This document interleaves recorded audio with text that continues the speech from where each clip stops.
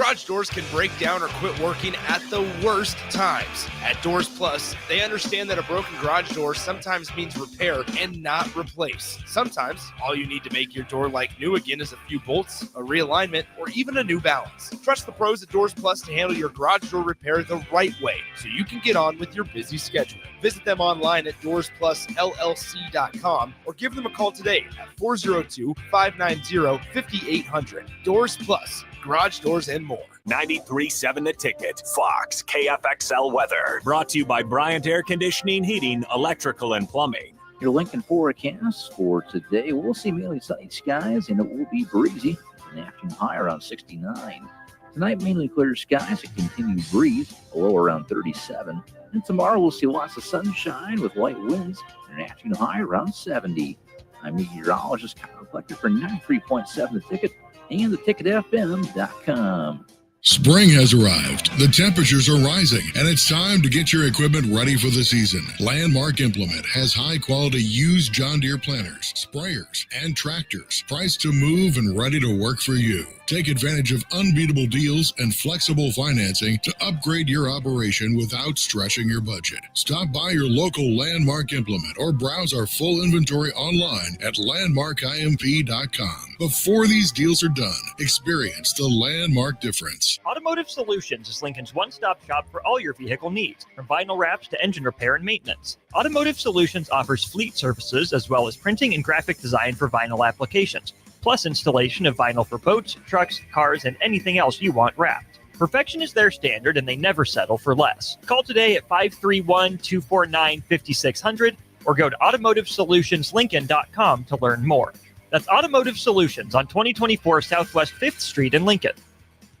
It's the problem no one wants to talk about, the middle child of driver safety. In the time of doing everything in the car with 3 screens and a surround sound symphony sending you somewhere sunny, driving takes a back seat to swiping and replying. And while you're eating and taking a sip from your drink, more than 14% of fatal and injury crashes are being caused by distracted driving. This is distracted driving for real. Let's start driving for real. Paid for by the NDOT Highway Safety Office. This is the Adam Carriker Show. Position right of the quarterback, out of the shotgun, 1st and 20. Jailbreak screen in the air. It is tipped. It is intercepted by Carriker at the Missouri 21-yard line. Live from the heart of Lincoln, America, 8-year NFL vet and All-American defensive lineman Adam Carriker. Shotgun snap to Everett. He's got the left arm going, and now he's got a whole lot of Adam Carriker who rips him down inside the 25-yard line. On 93.7 The Ticket and theticketfm.com. Here is your host, Adam Carriker. I have a theory. If you put in 80%, you get 80% back. But if you put in 100%, you get 1,000% back. The last 20% is where the magic happens because almost nobody is mad enough to go all in. Only a perfect storm of delusion, obsession, and a pinch of childhood trauma makes that extra 20% possible. It's the part where you keep going long after logic says to retreat, where your biggest weakness becomes your biggest strength, an inability to stop.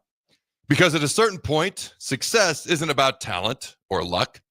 It's about who's willing to suffer for the longest. Pain is the filter.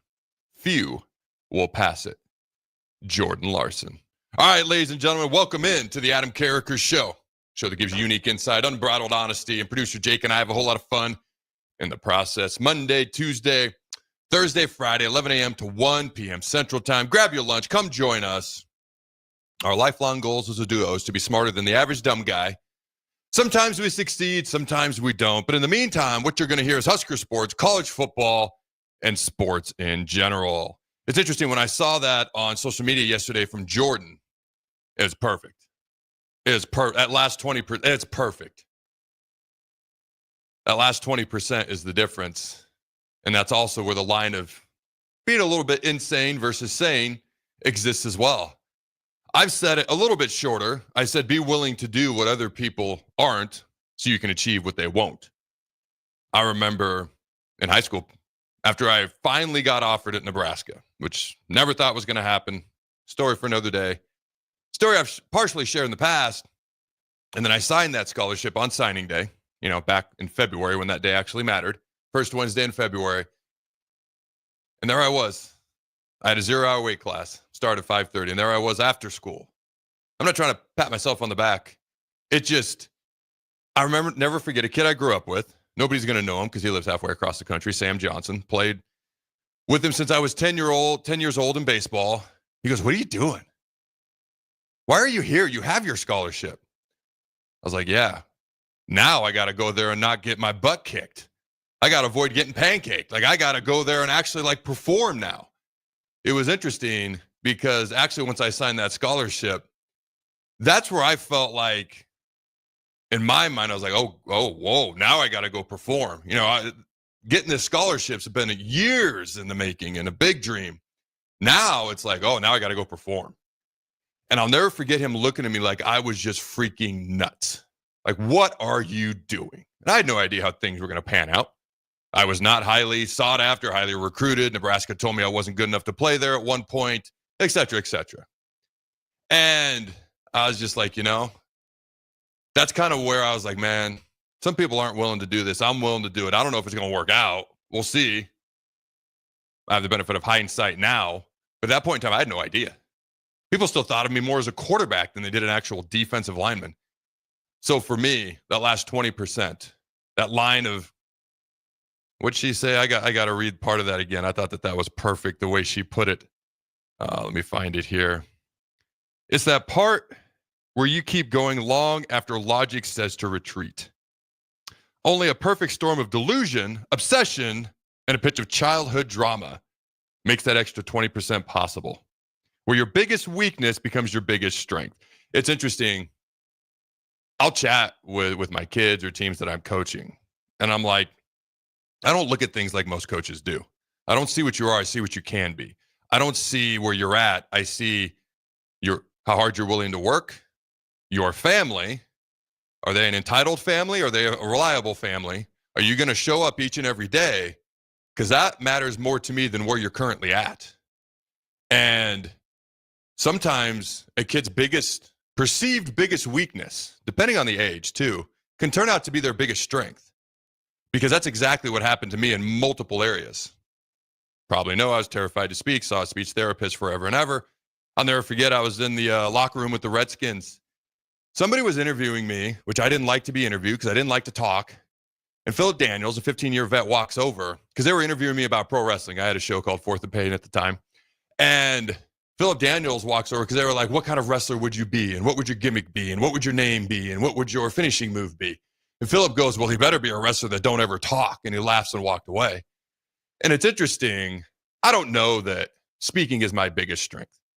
But to go from terrified to order pizza on the phone as a kid to guys openly being like, hey, he better be a wrestler that don't speak, to now all I do is flap my gums, never endingly so it seems sometimes, it's akin to turning a weakness into a strength at least. And so for me, this was something that when I read it, being a little bit nuts, childhood trauma, I could I don't know if she's tongue in cheek there or being 100% serious, probably a little bit of both, but I could relate to that part. It's that point where and she talks about you just can't stop. You just can't stop. You just can't stop. You just can't stop. She didn't say it that many times. I did. She said it once. I said it over and over to emphasize a point. Sometimes there's like a switch inside of me. Sometimes I wish I could legit just shut it off, but I can't. I can't. The only thing that really helps me to shut it off is my wife and kids, because I will not sacrifice time with them. That's the one thing where I'm like, all right, I got to get this. Nope. Got to put it aside. Got to spend time with those people over there. So I don't know. Does any of that make sense, Jake? I read that and I read it again and then I saved it and I knew I was going to read it today.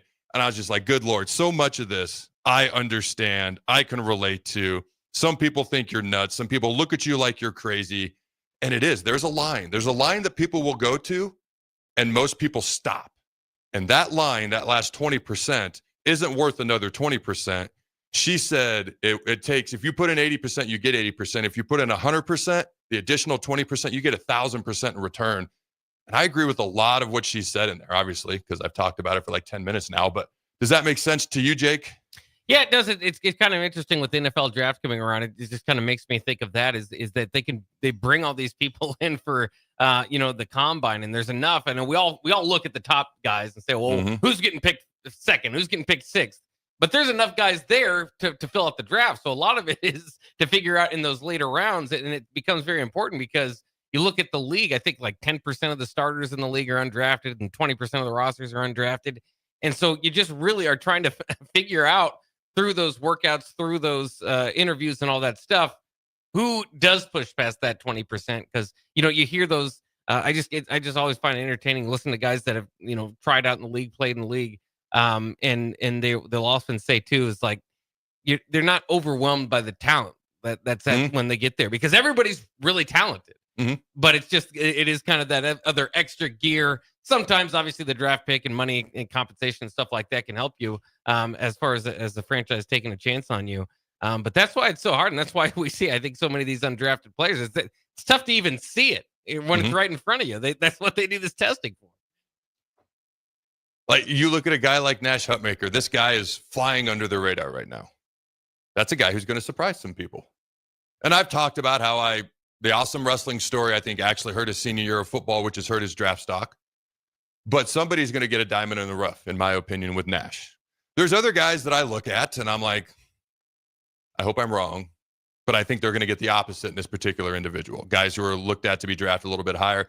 And there's a couple other guys that I look at, I'm like, man, just watch out for this dude here, or watch out for this dude there. For me, people will be like, hey, what was the most difficult thing when you went to the league? And everyone expects you to say the speed of the game. That's what everyone expects to hear. That wasn't it for me. I remember the first couple practices at Nebraska. The speed of the game was definitely different. For me, I went from being mostly a quarterback to just a DN, and that was the biggest change for me. A whole new world.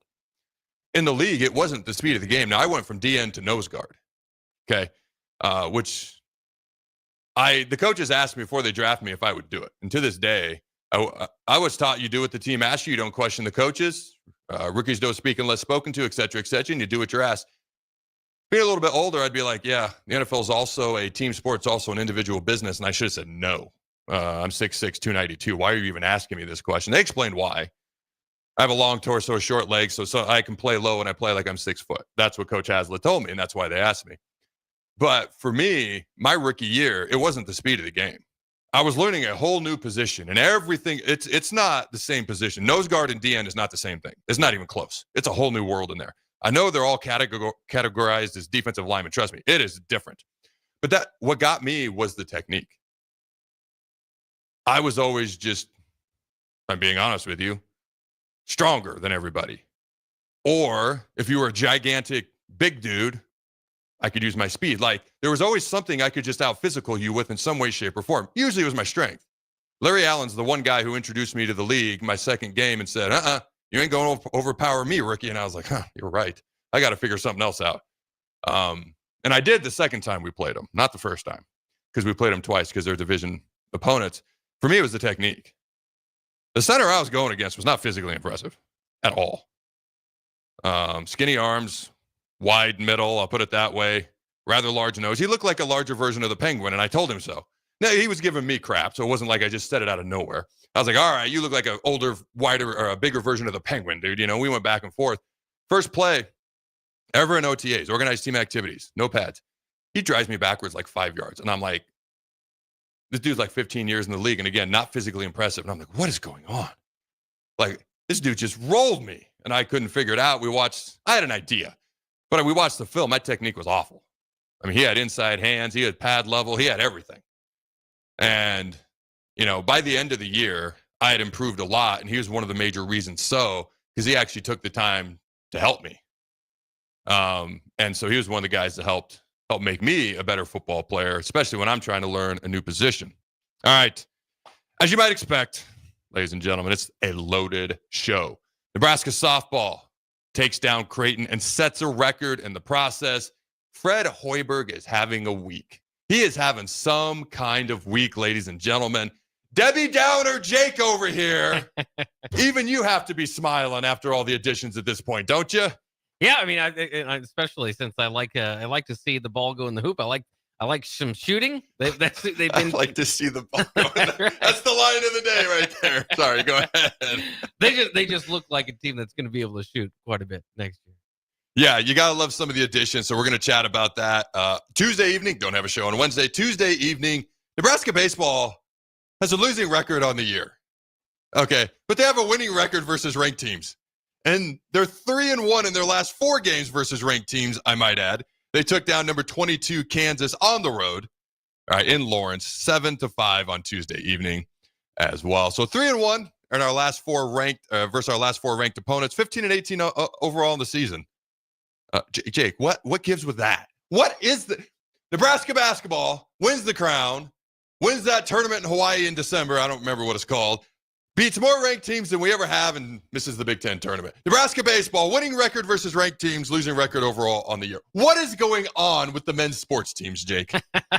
I wish I had the answer. If I had the answer, I might be making some money down there. But I don't know. It is crazy. It's hard to follow. Obviously, baseball, a pitcher can kind of change a game. Like if he has a good outing, that's not even been the case either. I mean, the bats have come alive in these games against the top 25 opponents. So it's tough to tell. Yeah, I talked about the bats defrosting or being unfrozen a few weeks ago. The bats are unfrozen. They have thawed out. All right. But we'll talk about that just a little bit more as well. Nebraska bowling. We'll kick it off here. Then we'll go to Nebraska softball. Throughout the course of the day, Heinrich Haarberg, we're going to get to his comments from a couple of days ago as well. Marcus Satterfield. Dude, he opened up in his press conference about something that has to be hard to talk about. Last season and what happened throughout the course of last season. And we're going to talk about his comments in the second hour.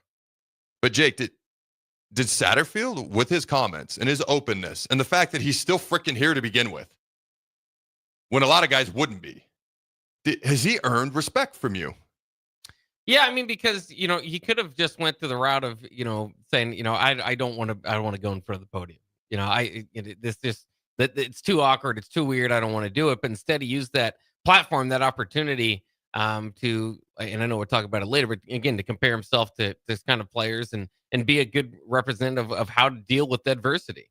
And, it's nice for a coach to, you kind of want them to teach your players up, but a lot of times you just don't see them go through that until it's too late. Like usually adversity means fired and he's gone, but to have that kind of living example in the room, I think could be beneficial for Nebraska.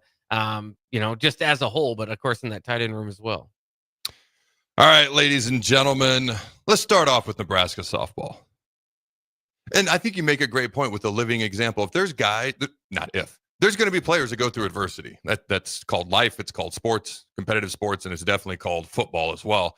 They can look at that guy right over there. And everything that Satterfield has been through. The fact that he's still here.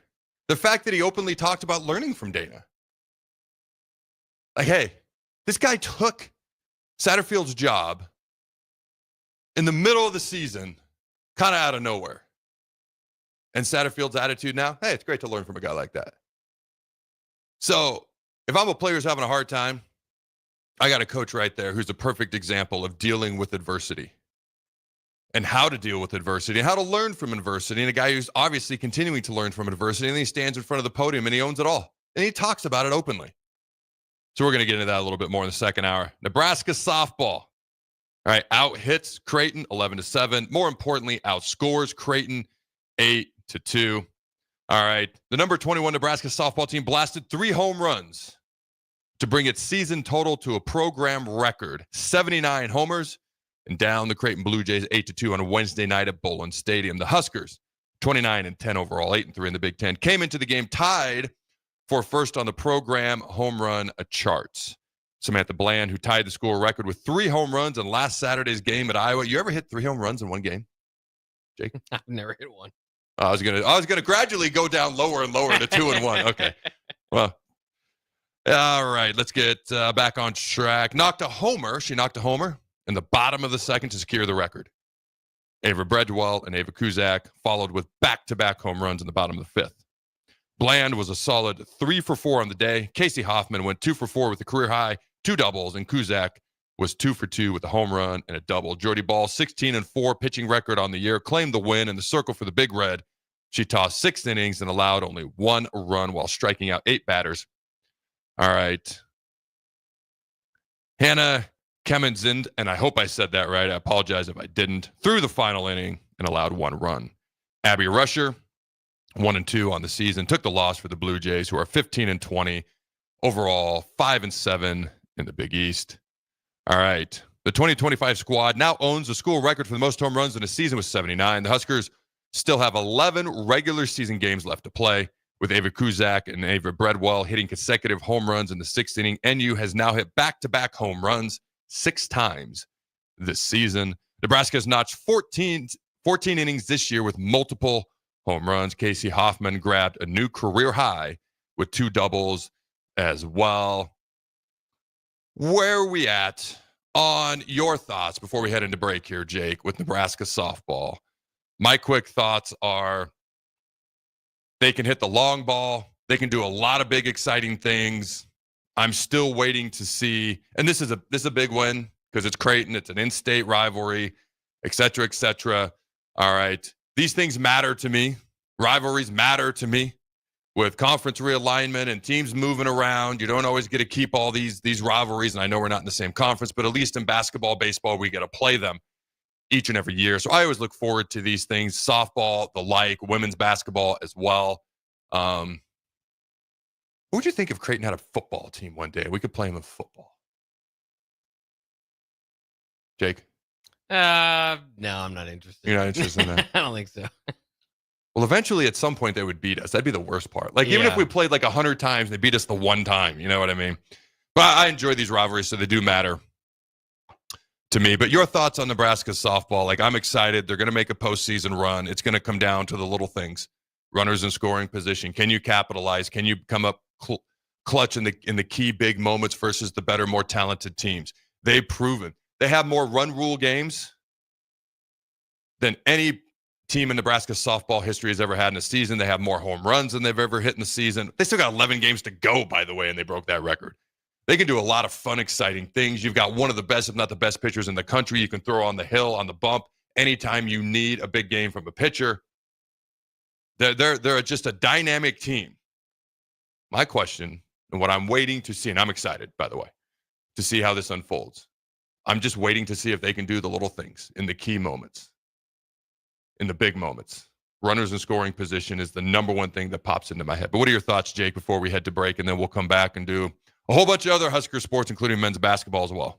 Well, yeah, it's really exciting. Obviously, chicks dig the long ball, right? Well, these chicks certainly do. And it again, I just like that it highlights, too, that there's more to this team than just Jordy Ball, although she is contributing heavily to the home runs as well. So it's just really cool. Nebraska, I think, second in the nation with home runs per game. Ohio State, the only other team that's ahead of them, which makes sense of why Nebraska was like 12-13 when they were playing. I mean, these are close, a lot of heavy run scoring games, but it's exciting. I mean, like you said, to break a record with 11 games remaining is incredible for this team. So if you haven't got a chance to go out there and watch a softball game at Nebraska, you got to do it. It's a fun experience, and this team might make it about as fun as it has been in recent memory.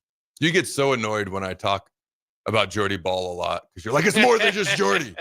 Well, I'm aware of that. But when she's got the best ERA and the highest batting average, that's where I'm like, the whole team needs to rise up. And that's what we're starting to see a little bit more lately. All right, final thoughts on baseball, and then we'll go to break. All right, as I mentioned, Nebraska baseball out-hit and more importantly, outscored Kansas. All right, a ranked team number 22 in the country on Tuesday. The Huskers knock off number 22 ranked Kansas to end their 9-game win streak. The Jayhawks, that is. The Huskers got 3 2-out RBIs in the 8th and 9th innings to take the lead before Drew Christo and Luke Broderick slammed the door. Max Butenbach had 3 hits along with 3 RBIs. Caden Brumbaugh had 2 hits along with 2 RBIs as well. Nebraska was 6 for 15 with runners on base. All right, 4 of their 13 hits came with 2 outs. They're now 4-2 versus ranked teams. The difference a lot of times is what you do with runners in scoring position, what you do with runners on base. All right, ladies and gentlemen, don't go anywhere. We shall return. Authentic Mexican food is not always easy to find, but you can find it in Lincoln at Tacos Los Hermanos. Their birria tacos are worth the drive from anywhere in town, but their chicken, chorizo, al pastor, and asada tacos are also worth the trip. You can also try any of those meats in a burrito or quesadilla. You won't find a better toppings bar in the area or better dessert options. If you can't get there, don't worry, they do deliver as well. Stop by Tacos Los Hermanos for lunch or dinner today at 70th and Havelock Streets in Lincoln. This is Monster Jam. Big air, backflips, and all-out racing. Monster Jam, as big as it gets. The fun begins at the pit party, where you can meet the drivers, get autographs, take pictures, and see the trucks up close. Get your pit party pass at monsterjam.com today. Must have valid event ticket to enter pit party. Restrictions may apply. Rules and activities are subject to change. Visit website for event details. Coming to Pinnacle Bank Arena April 18th through 19th. Hi, Sean Callahan here for Koppel Chevrolet GMC, and it's becoming a wild ride in the car market these days, but Koppel wants to let you know and assure you that we are staying the course with our usual pricing model. We've still got huge discounts and low interest rates, so let's get after it. We've got over $12,500 off list price or 0% APR right now on select new vehicles. New and pre-owned, our lots are full, so now's the time to buy. Please stop on in the dealership or check us out at koppelcars.com. You'll be glad you did. Stock number G187747. All deals with roof credit. Mike, the insurance company wants us to replace the roof. Wait, what? I thought everything was fine. Yeah, it says right here our roof is too old and they won't be able to cover us anymore. I guess it is 15 years old. Hi, I'm Austin with Roofing Service Company. We help homeowners with their roofing and siding projects. Financing options are available, and we can get you under a new roof no time at all. If this sounds like you, visit roofingservicecompany.com. That is roofingservicecompany.com. Spring has arrived, the temperatures are rising, and it's time to get your equipment ready for the season. Landmark Implement has high-quality used John Deere planters, sprayers, and tractors, priced to move and ready to work for you. Take advantage of unbeatable deals and flexible financing to upgrade your operation without stretching your budget. Stop by your local Landmark Implement or browse our full inventory online at landmarkimp.com. Before these deals are done, experience the Landmark difference. A smoke-free environment is the only way to fully protect from the dangers of secondhand smoke. That's why smoke-free policies are so important to me. Whether it's in my car, apartment building, or when I'm dining outdoors, there's no place for secondhand smoke or e-cigarette aerosol. Breathe easier knowing the facts. Visit smokefree.ne.gov. Paid for by Tobacco Free Nebraska.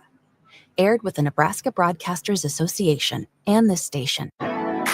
Hey volleyball fans, this is Laura Dijkema, national player of the Netherlands and now the setter on Omaha's newest professional team, Love Omaha Volleyball. League volleyball is bringing the heat this year. Don't miss your chance to see Olympians, national players and national champions right here in Omaha from now through April. We can't wait to see you cheering for us in the stands.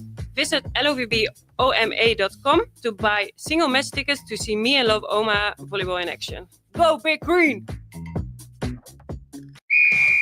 Wrestling fans, it's time to elevate your game, just like Stevens & Smith Construction does for your concrete needs. As your full-service concrete contractor, we deliver solid results every time. From singles to doubles, fighting for inside position to scrambling reversals, we know how to pin down quality and slam expectations. Stevens & Smith Construction, a proud sponsor of Takedown Tuesdays on 93.7 The Ticket, where Husker wrestlers bring you all the action. Don't stall, Stevens & Smith Construction is here to help you build a concrete foundation for the win. Check us out at www.stevensandsmith.com because stalling is a penalty and winning is the only option. 93.7 The Ticket is your home for every Kansas City Royals baseball game. Bobby Witt Jr., Salvador Perez, Vinny Pasquantino, and the rest of the Royals attempt to make the postseason for the second season in a row. And you can hear all the action on 93.7 The Ticket and theticketfm.com. Your home for Kansas City Royals baseball. Hey, you. Yeah, you. Now's the perfect time to get even stronger at Planet Fitness. Save $28 or more when you join today for just $1 down, $15 a month. Mix up your routine or create a customized workout plan with free fitness training. That's right. Certified trainers, unlimited sessions with best-in-class equipment. Plus, there's over 2,700 convenient locations to choose from, with most open 24 hours. Save $28 or more today when you join Planet Fitness for just $1 down, $15 a month. Cancel anytime. Deal ends April 11th. See Home Club for details. Are you ready for a new opportunity? Check out Sandhills Global. Join a dynamic team where your skills are valued and your career can soar. We offer full-time positions with a 4.5-day work week, competitive pay, excellent benefits, and a positive work environment. From IT and marketing to sales and finance, we're looking for talented individuals just like you. Apply today at sandhills.jobs and take the first step towards an exciting future. That's sandhills.jobs. Don't wait, apply now. Rosie's Sports Bar and Grill, open for lunch and dinner at 1501 Center Park Road, just south of 14th and Highway 2. This is the Adam Carriker Show on 93.7 The Ticket and theticketfm.com. Welcome back, ladies and gentlemen, into the Adam Carriker Show here on 93.7 The Ticket. Check out all things The Ticket at theticketfm.com, Facebook, YouTube. It's every brick and where. Also, if you're so inclined, you can check out the Carriker Chronicles on YouTube or carrikerchronicles.com. Chat a little bit of Nebraska basketball, football at the top of the hour. Heinrich Haarberg, Marcus Satterfield. Already talked about Nebraska softball, mollywopping our good buddies, so to speak, from Omaha, known as Creighton. Yesterday, all right, setting a record. Nebraska softball did as well. Most home runs in the season with 11 games still to go. They hit number 77, 78, and 79 yesterday as well. Nebraska's bowling team, after defeating Maryville in the Pittsburgh Regional Finals, the Nebraska bowling team, who's been number one for a good portion of the season, will travel this week to Las Vegas for the NCAA 2025 Bowling Championships at Suncoast Bowling Center. Nebraska bowling is in the Final Four, competing for a 9th overall national title on April 11th and 12th in Vegas. The team is a powerhouse. Have you watched them at all? Have you watched them bowl at all this year, Jake? No, I've seen some stuff on Twitter, but no, I haven't watched it. I love watching them, but they always make me feel bad at the same time because I'm not a bad bowler. Like, I'll break 100 consistently. I think the last time I went, which I hadn't gone, like the last time I had gone, we had gone with my folks, and my oldest three were using bumpers. So my oldest three are now 15, 13, and 12. So it was probably over a decade. So we went to Sun Valley Lanes, free shout out, Sun Valley Lanes. I want food next time I get there. Next time we go there. I bowled like a 120, 115. Now, from an expert bowler like yourself, is that a very good score? That's not. Wow. I haven't bowled in a decade. What do you bowl? Well, I'm not a very good bowler either. I'm around 120 as well, but it's I don't consider myself a good bowler because of that. Oh, I think my score is actually 121. I'm just saying. All right, the teams join the Big Red at the championship. Joining the Big Red at the championship are top seeded Jacksonville State, number 3 Youngstown State, number 4 Wichita State. And again, the competition will take place on Friday, April 11th, Saturday, April 12th. The first ball will be thrown at 11 a.m. Central Time, with the 2 mega matches Friday, the second beginning at 5 p.m. Competition will conclude on Saturday at 11 a.m. All right. The NCAA Championship will feature a double elimination format, with Jacksonville State taking on Wichita State in match 1 and Nebraska facing Youngstown State in match 2. The winner of match 1 will take on the winner of match 2, and losers of the first 2 matches will face off in the consolation bracket in match 4.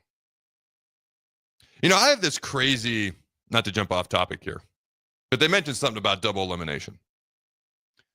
I've always had this, because college football is they're eventually going to have their top 40 or 50 teams. And then there's going to be a separation from them. It's going to be the Big Ten, SEC in 5 or 6 years, and then everybody else. There's going to be, you've heard Rule talk about it. You've heard conference commissioners, Sankey and them talk about it. Hey, why don't we just focus on the top 40 or 50? Why don't we just the top 40 or 50 brands, top 40 or 50 programs?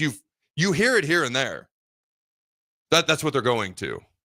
So there's going to be a separation. I've always wondered, what if the college basketball NCAA tournament? So what if there was a little bit of a separation? There's over 300 teams. So what if you had your Power 4, then your next 4? So you had eight conferences, so to speak. So each conference champ could get in, and then you got 8 at-large bids. What if it was a 16 double elimination tournament for the NCAA tournament? It's completely different. You're not going to have the madness. I will never forget when I was 10 and I played my first ever baseball double elimination tournament, and I loved it. I loved it. We lost the first game right out the gate, and then we won 5 straight the next day. We played 5 games in one day. Every game, if we lost, we were out. So they were all like Game 7 of the World Series to us 10-year-olds. And then we ended up winning the championship. And ever since then, I have always loved the idea of double elimination tournaments. You can't really do it in football. Not realistic. Okay, baseball is where, and softball is where I think it's the best. It's one of the things I like about the College World Series and Women's College World Series. But what if they did something similar to that in college basketball? I think it would be just as entertaining as March Madness, especially now that we're getting less and less upsets with NIL and the transfer portal nowadays. Yeah, I mean, I think it would be entertaining. I wouldn't mind it as a one-off, but I don't know if that's I don't know if I want to see my champion lose, right? I mean, you see your champion lose throughout the season, but to go through the championship drive and having a loss in there, it takes a little bit away from it. Now, granted, that's different than you do 7-game series or something like that. I was going to say the College World Series, so it would just be different. I mean, I don't know that it's not a worse way to determine your champion. I always say that a single elimination tournament in almost any sport really is I don't want to put the word random because you play it out on the field, but it's probably not the best way to determine a champion. Yeah, I mean, I think that it might actually land you on better, more deserving champions, but I still like single elimination tournament at the end. How can you hate on March Madness? Football is different because you can't do best of 7. It literally takes 7 weeks to do best of 7 or a double elimination. It'd be crazy. So football aside, and football games are like, they're longer than basketball games. They're longer than baseball games. There's more that goes into it. So I think you get more out of one football game as far as who the better team is than you do basketball, baseball, although anybody can beat anybody on any given day. Well, in a best of 7, your world champion may have lost 3 times in that best of 7. So what's up with you don't want your champion to lose? Plus, did you not just watch Ohio State and what they did? Don't ask me. I'm not a big fan of the way we're crowning a champion in college football. I know you don't like the current 12-team college football playoff format. I get that. I've always just thought, or even 8 teams or something like that. I've always thought that the NCAA tournament, up until this year, was the most exciting way to find a champion and also the least effective. Single elimination outside of football is by far the least effective way to find a champion. But speaking of a little bit of college basketball, all right, Fred Hoiberg, man, I think the guy has like 19 phones going at this point. Every time I turn around, there's like a picture on X of him on the phone talking to somebody. Nebraska added Air Force transfer Will Cooper, committed to the Huskers yesterday. Omaha kid from Omaha. All right, averaged 11 points on 40% three-point shooting over the final month of the season. Let's see. Cale Jacobson, speaking of people that are returning, last week's star in Vegas, is returning to Nebraska next season. And Juwan Howard, who was the Crown Tournament MVP, actually said Cale Jacobson, in his mind, was the tournament MVP when he did a press conference the other day as well. Nebraska also added St. Thomas's Kendall Blue. All right. Nebraska has received their 5th portal commitment as St. Thomas guard Kendall Blue says he is in. The junior averaged 12.3 points a game, 4.4 rebounds, 2.4 assists over 34 games while shooting 41.7% from beyond the arc. So 2 guys who shoot over 40% from three-point range. All right. He also started every single game last year for St. Thomas. So you start to look at our roster and how it's shaping out for next year. Rink Mast is coming back. Connor Essegian said he's coming back. Sam Hoiberg will be back. Jamarcus Lawrence has said he's coming back. Coming back. He went away, and now he's coming back to Nebraska. All right. Ugnias Juravicius, or Oogie, is coming here. All-MAC performer. Price Sanford. Thank you, Iowa's coming. All right. Other guys on the roster. Cale Jacobson. Let me see. Justin Boyles. Braden Frager. Quentin Himes. I'm missing one. I'm looking at the name. I don't know how to say this. Burke. Oh, Baker Buchanan, Joe. Thank you. Good Lord. Thank you. I hate it when people mispronounce my name, so thank you for helping me out with that. People do it all the time, though. There's no T in my name. It's not Carriker. It's Carriker. Jeez. Anyways, I digress. You look at the guys coming back. You look at who we've added, and all of a sudden you're like, we might be like halfway decent next year. you were kind of a Debbie Downer the other day on Nebraska basketball, and I just kept saying how when I thought of Nebraska basketball at the end of the season, I was like, oh, God, oh, God. And then I was like, all right, we got something to look forward to next year. There is more additions and more confirmed people coming back since the last show we did on Tuesday. Like, is it crazy for me to think? I mean, we got two guys yesterday. All right, when you look at Kendall Blue, Will Cooper, who can shoot over 40% from beyond the arc. Connor Essegian is going to be a year better. Hopefully a little bit more well-rounded and consistent in scoring. Rick Mass, gigantic presence inside.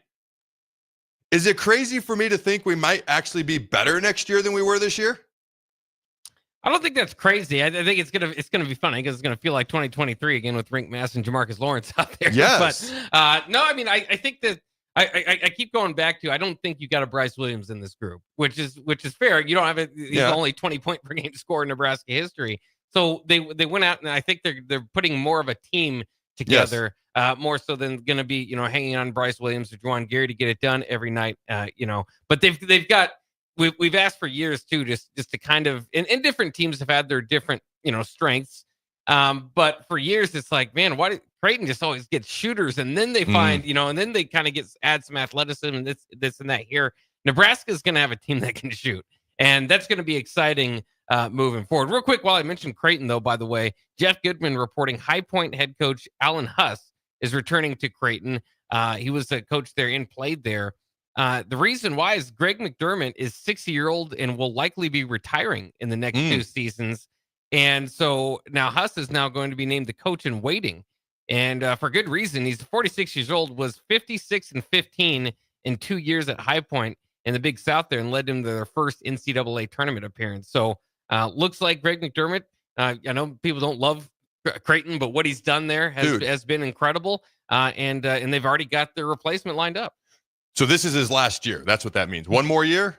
They haven't said anything formally. It's just sources, according to Jeff Goodman, are saying he's probably going to be retiring in the next two years. And if you're making a move to get a head coach in waiting, then it probably, you would assume so. Hey, man, I can respect quality. That is, to say he's a quality basketball coach is actually like not even stating it properly. Like, that is a really good basketball coach. So I got nothing but respect for Coach McDermott. It doesn't sound like he's done. We don't know officially just yet.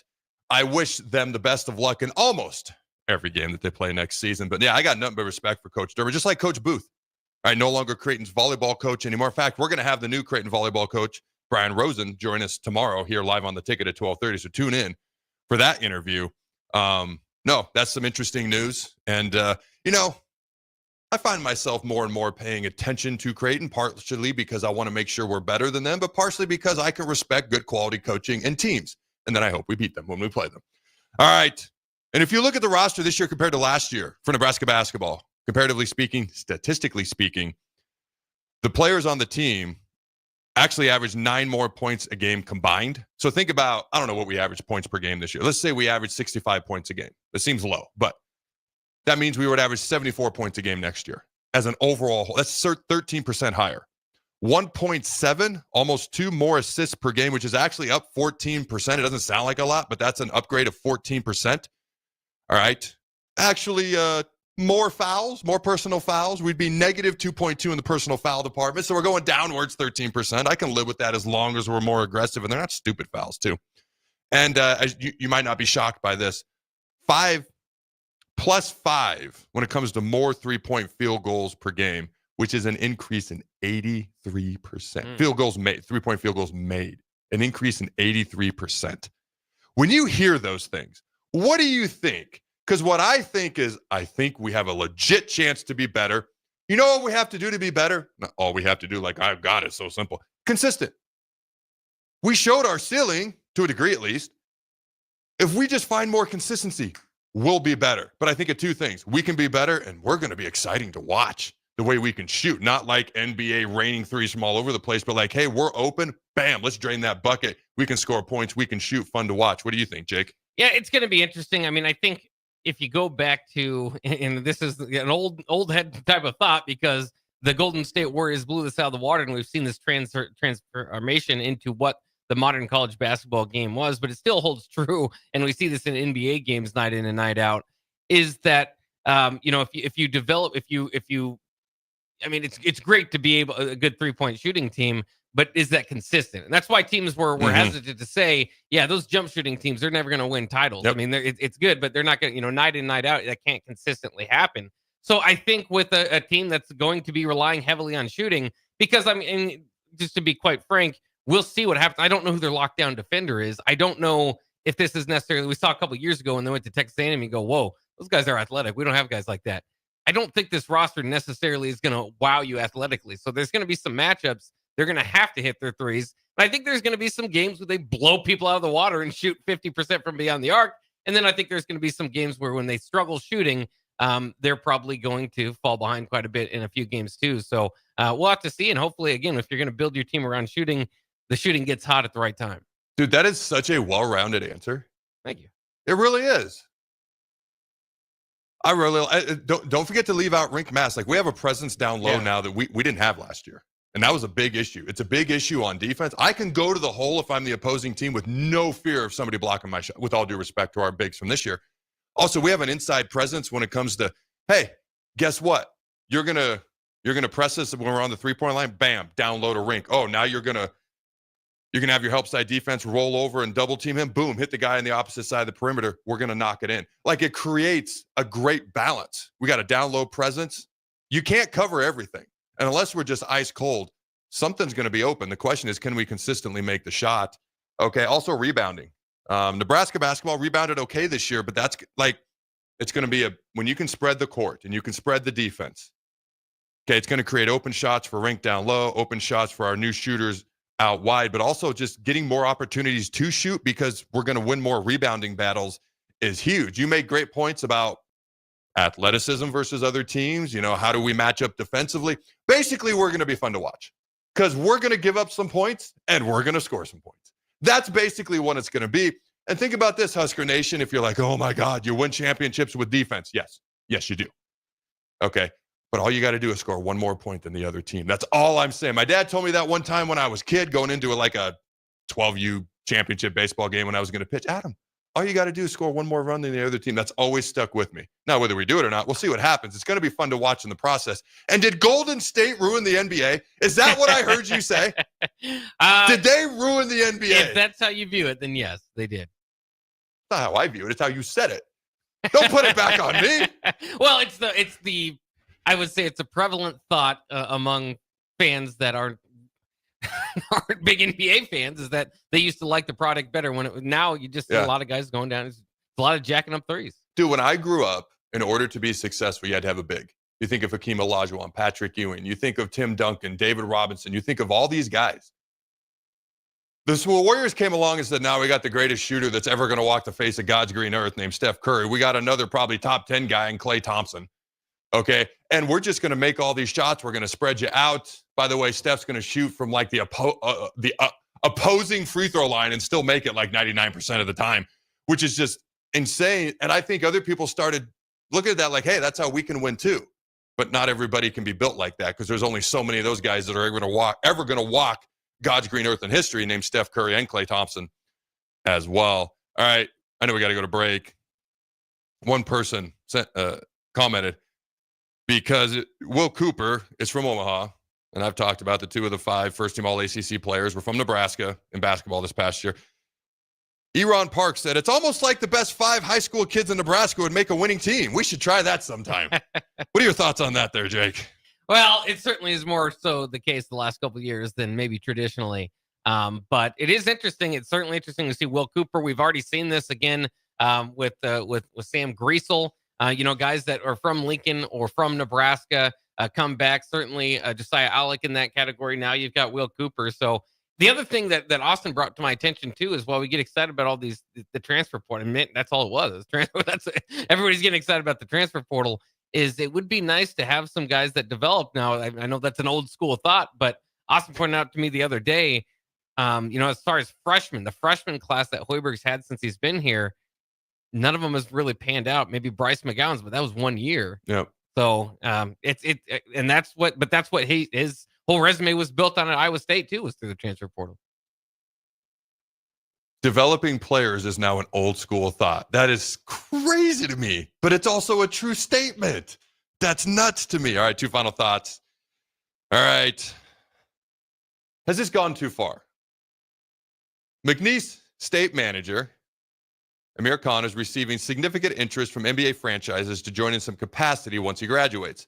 Khan will interview with at least 5 teams at the NBA Scouting Combine in Chicago to discuss organizational roles as a team attendant. So someone said that, and they're like, has this gone too far? I mean, this is all based on one game. And then they got just curb stomped by Purdue in the second round. That being said, no. The guy's getting opportunities. I am happy for him. I want to see where this goes. I think this is phenomenal. All right, Jake. I'm just waiting for one of your daggers. What do you think? I mean, it's sure. It's fine. I can't say that I'm going to follow his career or look for him on NBA benches or anything like that. But yeah, I mean, for him to get to make the most of your 10 seconds of fame, there you go. All right, last thought, we'll head to break. I saw this. And when I was trying to come up with my Mount Rushmore of NBA players the other day, I did not anticipate putting Kobe on it. Like, I knew that Jordan and Kareem were easy. After that, I was like, all right. I put Magic on it, greatest point guard of all time, but he also started games at center. He could pass, he could shoot, he could do everything. Wasn't great at defense, but like, I was like, all right, Magic's got to be in the conversation. LeBron, probably the best all-around player of all time. Okay, most physically gifted would I'd put there too, but this isn't a talent contest. I was like, he's got to be in that conversation. And then Kobe popped in my head, initially because he has one more title than LeBron. I'm like, well, this is an individual thing. Titles are a part of it. But then I did some recon. Kobe won not 1, but 2 championships without Shaq. I forgot there was 2 post-Shaq. And I remember that's when people started looking at Kobe on another level, was when he did it without Shaq. So then I randomly saw this. Players to win multiple championships without a top 75 teammate. Tim Duncan. Did you know that? Not necessarily. We forget he played after David Robinson and won multiple titles. Steph Curry, which I was like, Draymond Green, Klay Thompson. But this is according to what I randomly came across, and Kobe Bryant. Kobe Bryant. Those are my top 5 that I just mentioned, from LeBron to Magic to Kobe, Kareem, and Jordan. And there's other guys from, who'd you say, Wilt the other day, whose stats are just, they're like video game ridiculous stats. You know, his 2 titles, which is phenomenal, sometimes gets held against him because the other guys have more. I think Bird's got to be in the conversation. You can bring up Shaq if you'd like, but you can't look that bad at shooting free throws. And I just can't get over that. But I came across that stat. I was like, players to win multiple championships without a top 75 teammate. 3, Tim Duncan, Steph Curry, Kobe Bryant. I was like, wow. All right, ladies and gentlemen, we come back. We'll chat some Husker football. Heinrich Haarberg opens up. Marcus Satterfield gets real. And Carriker's Trivia Challenge makes a return. Don't go anywhere. We'll be right back. This is Lincoln's home for sports talk on the FM dial. Also online at theticketfm.com. On the internet, KNTK FM Firth, 93.7 The Ticket. Wrestling fans, it's time to elevate your game, just like Stevens & Smith Construction does for your concrete needs. As your full-service concrete contractor, we deliver solid results every time. From singles to doubles, fighting for inside position to scrambling reversals, we know how to pin down quality and slam expectations. Stevens & Smith Construction, a proud sponsor of Takedown Tuesdays on 93.7 The Ticket, where Husker wrestlers bring you all the action. Don't stall. Stevens & Smith Construction is here to help you build a concrete foundation for the win. Check us out at www.stevensandsmith.com, because stalling is a penalty and winning is the only option. Garage doors can break down or quit working at the worst times. At Doors Plus, they understand that a broken garage door sometimes means repair and not replace. Sometimes, all you need to make your door like new again is a few bolts, a realignment, or even a new balance. Trust the pros at Doors Plus to handle your garage door repair the right way, so you can get on with your busy schedule. Visit them online at DoorsPlusLLC.com or give them a call today at 402-590-5800. Doors Plus. Garage doors and more. Imagine a healthier, more active, physically fit version of yourself. If you've been putting off getting into shape, now is the time with the Farrell's Extreme Body Shaping 10-Week Challenge. Our program combines kickboxing, strength training, and nutrition coaching to help you achieve your fitness goals. And ticket listeners, you can get $150 off your enrollment. The next 10-week challenge begins on April 12th. You can get all the info at fxblincoln.com. Don't wait any longer. Farrell's Extreme Body Shaping at 40th and Yankee Hill and 70th and Vine. Hey, bestie! Whoa, how'd you snag that awesome set of wheels? I'm in the market for a new car, too. My friends at Members Own Credit Union. You're always in the driver's seat when it comes to your finances at Members Own. Always in the driver's seat, huh? Yep. They set you up with a loan that makes sense for your budget with great rates and top-notch customer service to boot. Looks like we're going to need to make a pit stop. Let's go. I'll drive. Hit the road to financial success and explore auto loan options with your best financial friend, Members Own Credit Union. For details, go to membersowncu.org/drive. Federally insured by the NCUA. It's the best time of the year to order a new John Deere air seeder during Landmark Implement's Fast Start Early Order program. Take your seeding performance to the next level with John Deere's advanced air seeding technology. Achieve precise seed and fertilizer placement, optimize emergence, and cover more acres with less downtime. Now is the time to lock in the best price of the year during Landmark Implement's Fast Start Early Order program. Contact your Landmark Implement for full details and experience the Landmark difference. Big news from your Nebraska lottery. Mega Millions is now more mega than ever. First off, a new multiplier is built into the game. Plus, there are now bigger jackpots, better odds, and prizes start at $10. So don't miss out on these fantastic enhancements. Visit your favorite Nebraska lottery retailer today and play Mega Millions with the new built-in multiplier, bigger jackpots, better odds, and prizes starting at $10. Drawings Tuesdays and Fridays. $5 Mega Millions top prize odds, 1 in 290 million. Mike, the insurance company wants us to replace the roof. Wait, what? I thought everything was fine. Yeah, it says right here our roof is too old and they won't be able to cover us anymore. I guess it is 15 years old. Hi, I'm Austin with Roofing Service Company. We help homeowners with their roofing and siding projects. Financing options are available, and we can get you under a new roof no time at all. If this sounds like you, visit roofingservicecompany.com. That is roofingservicecompany.com. It's the middle child of driver safety. Ugh. It's like that scene in a movie you don't want to see, thinking, it won't happen to me. In the time of doing everything at once with 3 screens and taking meetings and eating in the car, it's not easy. But when driving takes the back seat, distracted driving causes more than 14% of fatal and injury crashes every year. For real. Let's start driving for real. Paid for by the NDOT Highway Safety Office. Rosie's Sports Bar and Grill, open for lunch and dinner at 1501 Center Park Road, just south of 14th and Highway 2. A smoke-free environment is the only way to fully protect from the dangers of secondhand smoke. That's why smoke-free policies are so important to me. Whether it's in my car, apartment building, or when I'm dining outdoors, there's no place for secondhand smoke or e-cigarette aerosol. Breathe easier knowing the facts. Visit smokefree.ne.gov.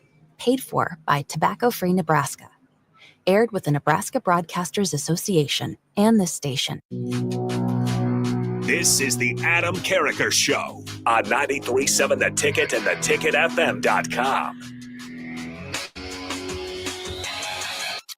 Boom! Welcome back, ladies and gentlemen, to the Adam Carriker Show here on 93.7 The Ticket. Check out all things The Ticket at theticketfm.com.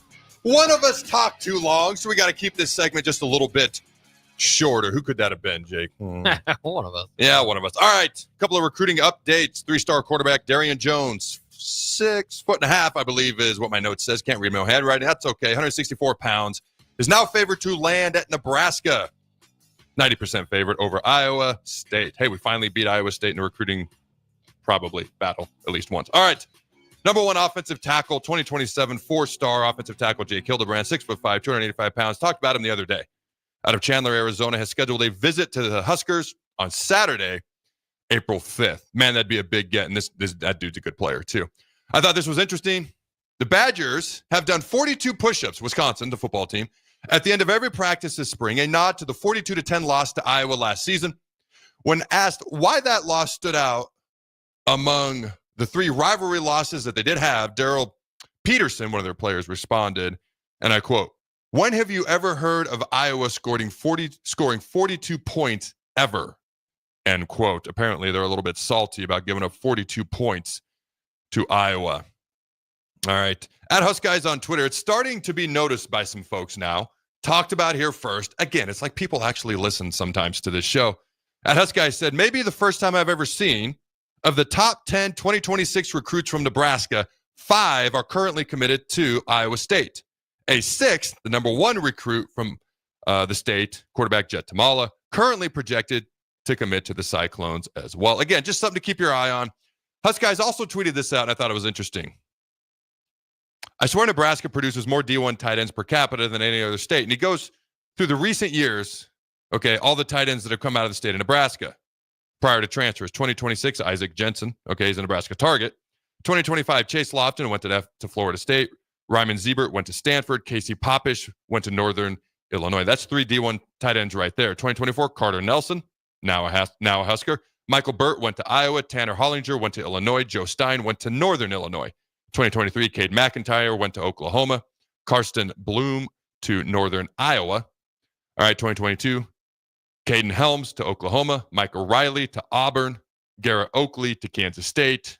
All right, 2021, James Carney and A.J. Rollins both did come to Nebraska. 2020, Will Swanson went to Kansas State.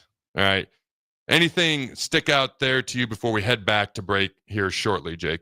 Again, the Iowa State thing continues to be interesting. I wonder how how Nebraska fans do we start cheering for the Nebraska players playing at Iowa State at some point, because it's just a lot of them, especially Jet Tamala. But you get to a point, right? I think your old discussion where you get to a point, maybe you'll cheer for them, and then afterwards it'd start to frustrate. And then the other thing is just tight ends in the state of Nebraska.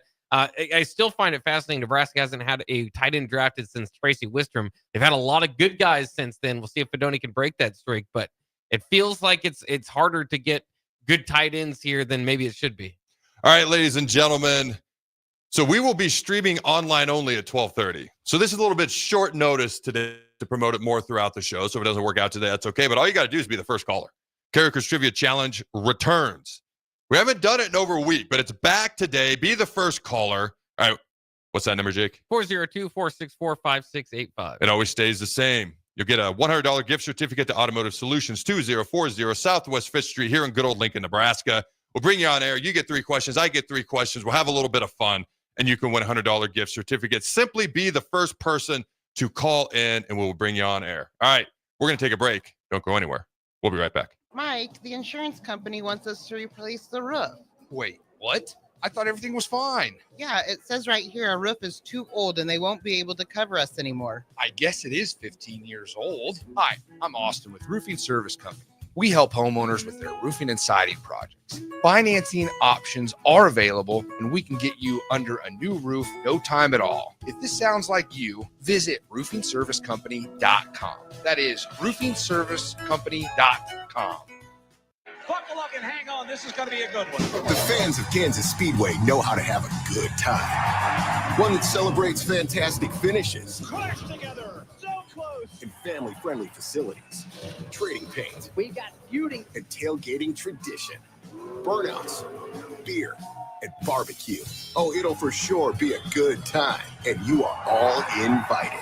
NASCAR weekend at Kansas Speedway, May 9th through the 11th. Get your tickets now at kansasspeedway.com. Big news from your Nebraska lottery. Mega Millions is now more mega than ever. First off, a new multiplier is built into the game. Plus, there are now bigger jackpots, better odds, and prizes start at $10. So don't miss out on these fantastic enhancements. Visit your favorite Nebraska lottery retailer today and play Mega Millions with the new built-in multiplier, bigger jackpots, better odds, and prizes starting at $10.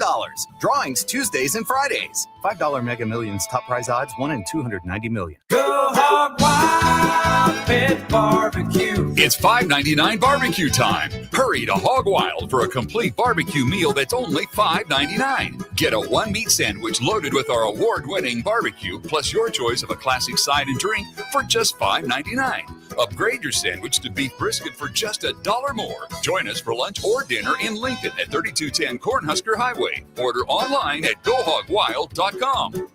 But don't be late. We close at 8. Gaina Trucking is hiring CDL Class A and B drivers. Their strong team culture makes it not a job, but a career. Gaina Trucking offers health, vision, and dental insurance, 401k with company match, an employee assistance program, and other bonus programs. Build a better career today with great team culture at Gaina Trucking. Learn more and apply today at GainaTrucking.com. McKinney's Irish Pub in the Haymarket is your place for English Premier League soccer. On Saturday, Man City plays Crystal Palace at 6:30 a.m., followed by Nottingham Forest versus Everton at 9 a.m. To cap off the Saturday action, Arsenal plays Brentford at 11:30 a.m. On Sunday, Wolves plays Tottenham at 8 a.m., followed by Newcastle versus Man United at 10:30 a.m. Liverpool currently leads the standings with 73 points. You can find all this and more at McKinney's Irish Pub in the Haymarket, your place for English Premier League soccer, located at 8th and P. Rashawn Jackson here for Bauer Infrastructure, a veteran-owned local company proudly serving Lincoln, Lancaster County, and the surrounding areas. Bauer provides quality work at an affordable price, and they're growing rapidly. If you want to experience a career with a fast-paced, family-friendly environment, visit BauerInfrastructure.com. They have top-of-the-line benefits, year-round work, even through the winter. Bauer, usher in the new era of infrastructure to an area near you. And as always, go Big Red. It's the best time of the year to order a new John Deere air seeder during Landmark Implement's Fast Start Early Order Program. Take your seeding performance to the next level with John Deere's advanced air seeding technology. Achieve precise seed and fertilizer placement, optimize emergence, and cover more acres with less downtime. Now is the time to lock in the best price of the year during Landmark Implement's Fast Start Early Order Program. Contact your Landmark Implement for full details and experience the Landmark difference. Hey, you. Yeah, you. Now's the perfect time to get even stronger at Planet Fitness. Save $28 or more when you join today for just $1 down, $15 a month. Mix up your routine or create a customized workout plan with free fitness training. That's right. Certified trainers, unlimited sessions with best-in-class equipment. Plus, there's over 2,700 convenient locations to choose from, with most open 24 hours. Save $28 or more today when you join Planet Fitness for just $1 down, $15 a month. Cancel anytime. Deal ends April 11th. See Home Club for details. In every office, there's two types of people. There are those who bring in bagels and those who eat the bagels that someone else brought in. Everybody likes the first person. Be that first person. Weekday mornings at 7:30, you have a chance to win a business box of bagels from Bagels & Joe. All you have to do is shut up, Sipple. 2 questions for you, 2 for Sip. Win and the bagels are yours. Lose, well, you don't want to lose. You lost Monday, you lost Wednesday, you're a loser. Shut up, Sipple. Weekday mornings at 7:30, brought to you by Bagels & Joe. This is the Adam Carriker Show. Position right of the quarterback, out of the shotgun, 1st and 20. Jailbreak screen in the air. It is tipped. It is intercepted by Carriker at the Missouri 21-yard line. Live from the heart of Lincoln, America, 8-year NFL vet and All-American defensive lineman Adam Carriker. Shotgun snap to Everett. He's got the left arm going, and now he's got a whole lot of Adam Carriker who rips him down inside the 25-yard line. On 93.7 The Ticket and theticketfm.com. Here is your host, Adam Carriker. All right, ladies and gentlemen, welcome into hour 2 of the Adam Carriker Show here on 93.7 The Ticket. We're going to talk about Heinrich Haarberg opening up. Marcus Satterfield possibly earning some respect. I'll tell you what, last fall when he shook my hand, looked me in the eye, he earned some respect on my end. But first, we have a Carriker's Trivia Challenge. I was going to say victim, but participant. I believe it's Patrick. Is Patrick on the line? I am. All right, Patrick. How you doing, my friend? I'm doing great. How about you? I am glorious. So full disclosure, I tried to get Jake to tell me what the topic was for the questions during the break, and he refused. So Jake has your back and not mine, apparently. Well, I don't know what the topic is either. That's what he said. I was like, well, come on, man. We work together. He's like, nope, I ain't telling you. So I don't know Jack Diddley squad. Go ahead, Jake. All right. So the challenge today is Nebraska record holders in the record books for Nebraska football. So it should be a fun one to do. You'll start with Adam or Patrick first?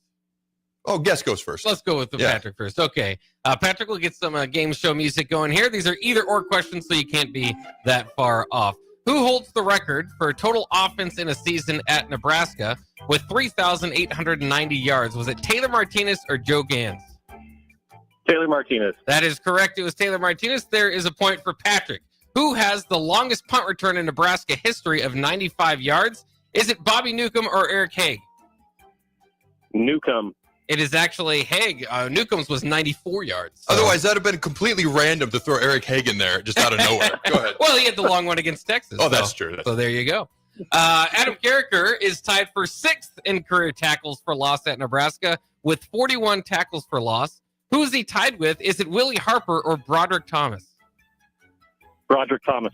It is actually Willie Harper. So. Is it bad that I didn't know the answer to that question? I was like, I don't know the answer to that. I couldn't put that in your line of questioning because you might would have got it wrong.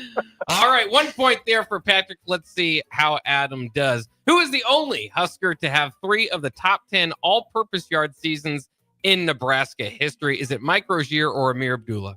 Amir Abdullah. It is Amir Abdullah. There is 1 point for you. Who holds the record for kick return yards in a season with 1,094? Is it Courtney Grigsby or Josh Davis? Well, this is unfair. I lived 15 minutes from Josh for like 10 years. Oh. So I've heard no less than, I love you, Josh, 1 million times how he's the all-time kick return and yardage leader. So it's Josh. Well, that's in a career, not in a season. It's actually Courtney Grigsby. All right. Well, that's technicality. Gosh dang it. That sucks, by the way. So you got to get this one right here.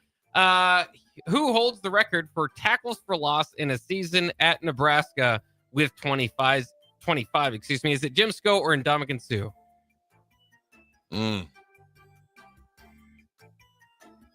going to go Jim Sco.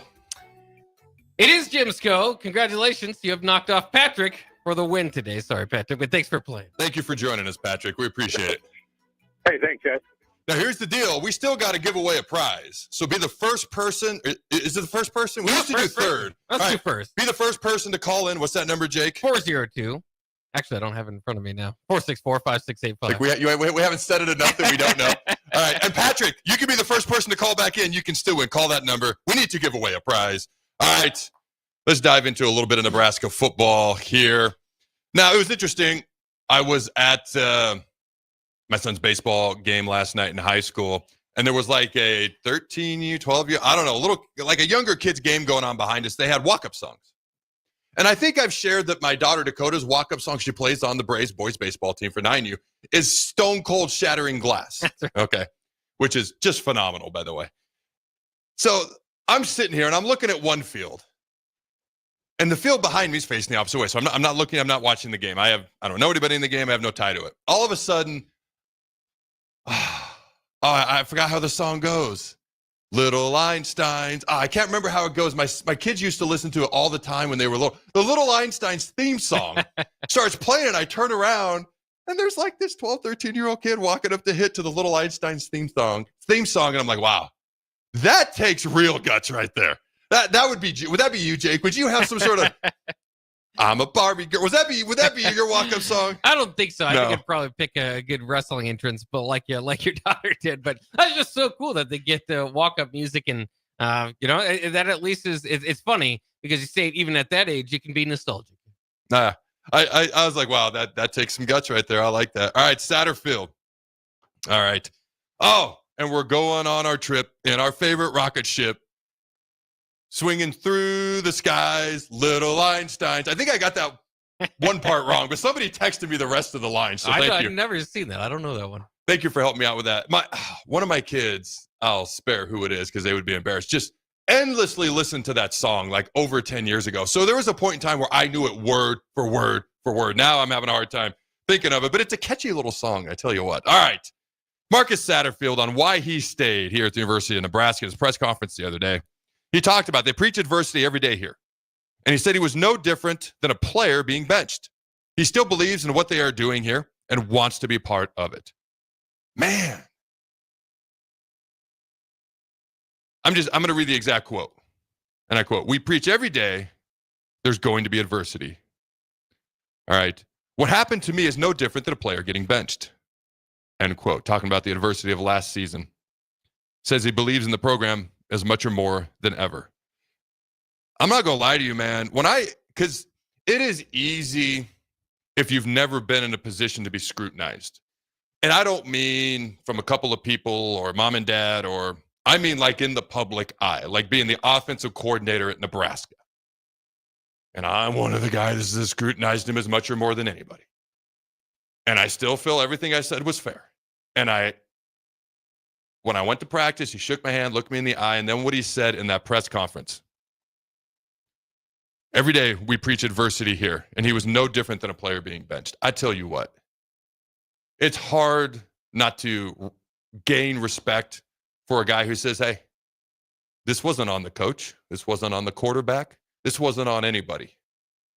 Because he talks later in the press conference, we'll get to it, about how he enjoys working with these guys. Now the coaches are on the same page. The very next note I have, all the coaches are on the same page. Having the time of his life. Never been happier as a coach. Like, man, I respect that so much, because to be in a position like that where you're being that scrutinized to that level, and like he said, getting benched like a player, and to respond like that. Dude, I'll be honest, when he got hired here, I was not uber excited. When the fans of the team that you came from are celebrating that you're gone, that made me not excited. I find it impossible not to root for him now, and not to like him now, and not have a much larger level of respect. The way he has responded to this, the way he's reacting to this, his mental approach to this. I got nothing but respect for Marcus Satterfield at this point. What do you got? What are your thoughts there, Jake? Yeah, it's just, it's cool. And you know, I know people would look at it and obviously he's worked and succeeded as the offensive coordinator under Matt Rule before. I know some people might not love, like you said, have loved the hire or thought that maybe he had the resume, but it worked under Coach Rule before. So I think it speaks largely on Coach Rule too, and what he does and what he believes, that Satterfield would stick around too. We've just seen moves, and again, college football changing makes it a little bit jarring or shocking, but we've just seen moves you've never seen before, like the whole Holgerson move to begin with. They grab an 13-year coach to come in mid-season when he hasn't been connected to your program, to be your offensive coordinator. That's something I hadn't seen before. To see somebody get demoted from a $1.4 million offensive coordinator job and say, you know what, I'm okay just focusing on tight ends. I hadn't seen anything like that before. So I think it does tell you a little bit about the closeness of the staff, and particularly the relationship between Matt Rule and Coach Satterfield, and the belief there. And that's the good thing, because, if you look at it and you break it down, it's not a great sign that you have to let your offensive coordinator go, right? 2.5 seasons in. And so there might be questions among the fan base, but at least there's not questions among Satterfield, even though he failed to live up to what he was hired to do. He still believes in the overall process and feels that, in this new role, he can help get him there. So yeah, a lot of respect goes his way. This isn't something that's easy for head coaches. So my 2002, the year that I redshirted, so I didn't play, I just practiced and lifted and whatnot. We go to the bowl game. Not a great season. Okay, 7-7, which nowadays we'd be storming the field. Back then, people were getting fired. The bowl game is over. We're back at the hotel, and I'm walking on the elevator, and Coach Solich is on the elevator. And I was going to say something to him, but I could see he was highly emotional. Like, highly emotional. So I didn't say anything. It's not like there was any rudeness or anything. I could just see he was highly emotional. He clearly was dealing with those emotions. So we took the elevator ride. I got off, and I was like, man, he took that loss really hard because he lost the bowl game. I have no doubt that he took the loss really hard, but what I've come to realize since, literally the very next morning, certain guys were fired that he had coached with for 20 to 30 years. He had to let go of certain guys, coordinators, position coaches. And I've come to realize I was probably getting on the elevator during one of the moments where he was coming to that realization of his own.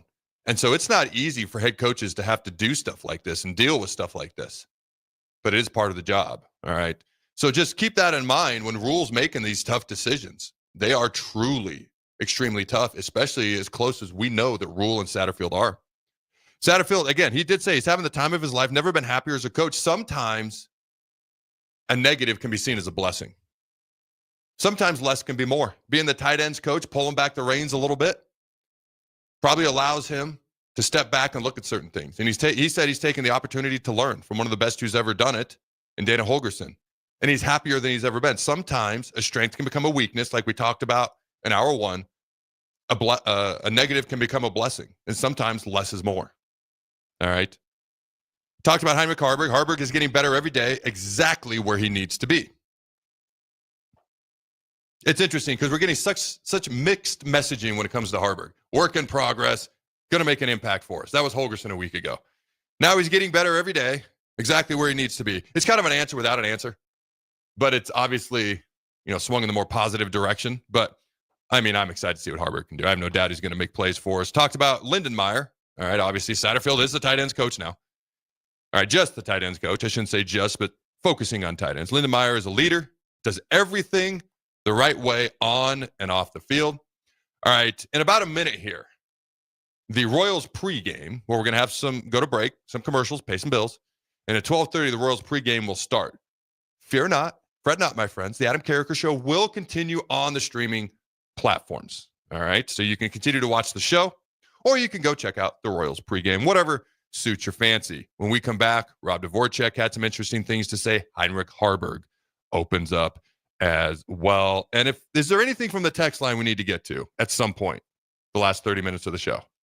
Yeah, we'll see. We'll see if they got some stuff in. All right. Jake gave me kind of a middle of the road answer. We'll figure that out as well. Don't go anywhere.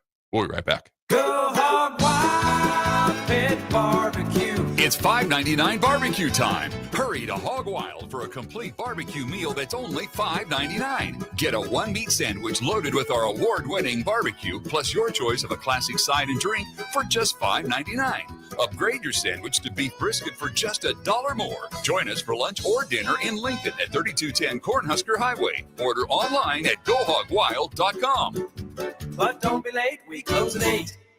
Your home is your empire. Protect it with Empire Fence. Get a free instant quote with the online estimating tool at empire-fence.com. See an upfront estimate with no hidden fees.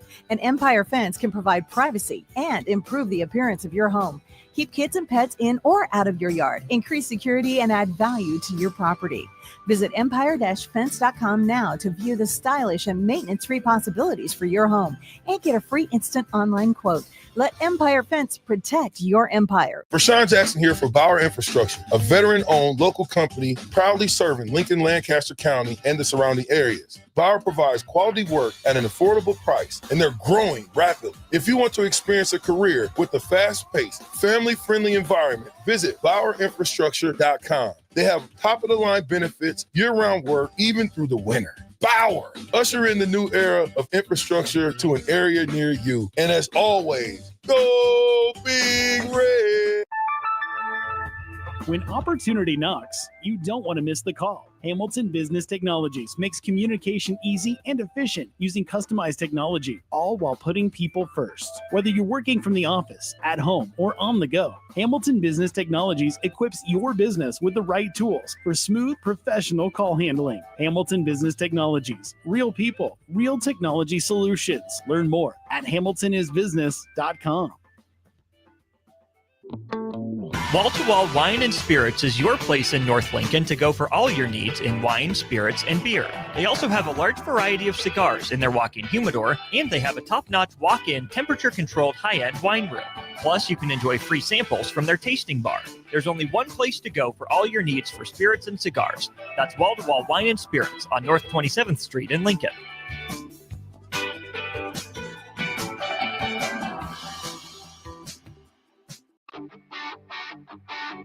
Gaina Trucking is hiring CDL Class A and B drivers. Their strong team culture makes it not a job, but a career. Gaina Trucking offers health, vision, and dental insurance, 401k with company match, an employee assistance program, and other bonus programs. Build a better career today with great team culture at Gaina Trucking.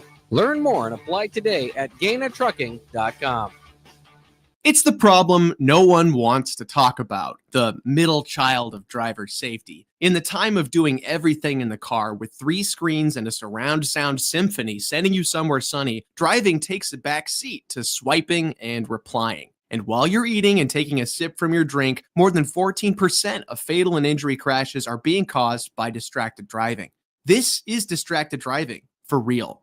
Let's start driving for real. Paid for by the NDOT Highway Safety Office. What's going on, fans? This is Lexi Rodriguez, 4-time All-American at Nebraska and now proud member of Omaha's newest professional team, Love Omaha Volleyball. League One Volleyball is bringing the heat this year. Don't miss your chance to see Olympians, national players, and national champions right here in Omaha from now through April. We can't wait to see you cheering us on in the stands. Visit lovboma.com to buy single match tickets to see me and Love Omaha Volleyball in action this season. Go Big Green! You know the saying, April showers bring May flowers. Well, it's true for heart health, too. Sprinkling in a few small changes can make a big impact on your heart health. Try adding a vegetable to your dinner or no salt seasoning. Looking for support in making these changes? Join a workshop to learn more about a healthy lifestyle. Search Chronic Disease Nebraska for more details. Paid for by Nebraska DHHS, aired with the Nebraska Broadcasters Association and this station. You're listening to the Adam Carriker Show on 93.7 The Ticket and theticketfm.com. Welcome back, ladies and gentlemen, to the Adam Carriker Show here on 93.7 The Ticket. Ladies and gentlemen, check out all things Ticket at theticketfm.com. Also, your daily friendly reminder. All right, if you haven't done so yet, you have a K through 8th grader boy or girl, the inaugural Carriker Chronicles football camp is this summer, July 9th, 9 a.m. to 1 p.m. All right, you can go to carrikerchronicles.com to learn more. It will be here in Lincoln. T-shirts included, autographs included. All right, the camp it will feature Eric Crouch, Amon Green, yours truly, Zach Wiegert. Oh, I about said the name of the guy I haven't announced yet. I'm going to hold on to that. But Eric Crouch, Amon Green, yours truly, Zach Wiegert. So we got quarterbacks, running back, guys for the trenches, and maybe another guy in another position that we may need help with because we haven't covered it yet. There's a hint. And we've interviewed him on the ticket. Jake, you still don't know who it is? I still don't know who it is. We've only interviewed like 4 guys in person. One of them's Tina's Tacos. Okay. One of them, stop Googling stuff. One of them is the Nebraska men's tennis coach. Okay. He's not going to help at the youth football camp. Just saying. He's welcome. But it's a former football player at Nebraska. Are you Googling stuff? Stop Googling. No. That laugh doesn't tell me you're not Googling. Yeah, go look at our other guests we've had here. How dare you? All right. Anyways, I lost my train of thought, but the point is the inaugural Carriker Chronicles football camp. I'm excited for the kids. Want to learn basics, want to learn fundamentals. This is where you can do it. You want to take your game to the next level. This is where you can do it. Hopefully the kids have a blast, an opportunity of a lifetime. As I mentioned, T-shirts, autographs included. All right, you can go register at carrikerchronicles.com. All right. Oh, by the way, Carriker's Trivia Challenge. What's my record now? They should be 10-5-1. Whoa, 5? I thought I had 4. You keep adding L's. I think you've been sticking on those L's. I think 10-5-1 is where it is. No. Because remember, I said it's the most Pelini record ever. I'm pretty sure we stuck on 9-4. No. He did not lose 5 games at Nebraska. I would not have said that after. You don't remember that the last time? Because I lost. Yeah. 2 weeks ago or whatever it was. I said it's the most Pelini record ever. And then you kind of frowned. I don't know why, but you frowned when I said it. I think because you had said it before, you thought I was stealing your line, I guess. So it's 10-4-1. It's 10 for you. Just keep adding L's. Well, 10-4-1. It's still on the Pelini line. It is. But there's not. That's how I know there's not a 5 in there. All right. At least not in the loss column. Hopefully not in the win column either. All right. Let's chat. Coach Dvorak here. Then we'll get to Heinrich Haarberg. All right. Coach Rob Dvorak having Marcus Watson Trent in the room, and I quote, huge addition to the room. High football IQ, tackling machine. He's a leader, tons of experience, end quote. He says their pass defense is still a work in progress, shares every day as the new element. That doesn't, I appreciate the honesty. That doesn't excite me at all because our pass defense is what struggled last year. Now that guy's in charge of the defense. Does this give you cause to pause, Jake? Not necessarily. I mean, it's early. It doesn't, but it's a veteran group too. So I kind of would have figured they would have been a step ahead at this point. So cause to pause. A little bit, yeah. Just a little bit. Not a lot, just not a little. lot. I'm with Jake, just a little. All right. I appreciate the honesty though. All right, already covered that. All right, shares, and I quote, it's been great, end quote, having Phil Snow on staff and how he helps with a little bit of everything on defense. Says there is always room for improvement. Really proud of Javin Wright. All right, again, Javin will be playing his 7th year of football, well, injuries included, here at the University of Nebraska, which is the most amount of years any football player has ever spent at the University of Nebraska. All right, playing football. All right, but he's battled through those injuries, showed a lot of toughness, says he's very proud of him. Always trying to put in different things every day in order to help the linebackers get better, making an effort to play as many guys as possible to see them all compete and learn different spots. Dawson McCullough is working on perfecting how to learn different spots. Dawson McCullough, all right, has the ability to do a lot of different things. I keep talking about Haarberg, Nelson, Carter Nelson being chess pieces on offense. McCullough is that chess piece on defense. This is a guy who can tackle, he can cover in space, he can rush the quarterback. I hope it's something where they utilize his multiple skill sets, but don't take it too far, because if you try to be good at everything, you don't ever actually get good at anything. So I hope it's utilizing his multiple skill sets while still allowing him to refine certain things so he can take his game to the next level. Now, Rule, in a press conference a month or two ago, maybe things have changed, who knows, but he said, all right, Williams and Worry, Dawson McCullough are going to be the two guys mainly coming off the edge. I tell you right now, that's a lot of athleticism coming off both edges. So if that indeed is the case, that's going to be fun to watch for Nebraska fans. But I am curious to see how they use him as an overall whole. All right, Heinrich Haarberg says he's having a lot of fun. And I quote, if you deliver the blow, it won't hurt. End quote, using that mindset for a lot of things. Last year, he started to explore the thought of switching positions. And I talked about, he was I forget what it's called, a protector. All right, personal protector, there it is, on punt team. Obviously played quarterback, obviously did a few other positions as well. I mean, we've got a running back room that the coaches seem to like, but I don't think he'd be a terrible running back at all. I think that'd be interesting to see. Obviously, he's going to do some tight end.